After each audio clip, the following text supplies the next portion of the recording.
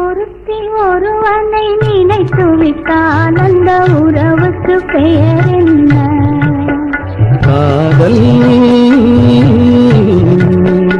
அந்த ஒருவன் ஒருத்தியை மணந்து கொண்டால் அந்த உரிமைக்கு பெயர் என்ன? குடும்பம். நினைத்தவன் அவளை மறந்துவிட்டால் அந்த நிலைமையின் முடிவென்ன? துயரம். பிரிந்தவர் மீண்டும் சேர்ந்து விட்டால் அங்கு பெண்மையின் நிலை என்ன?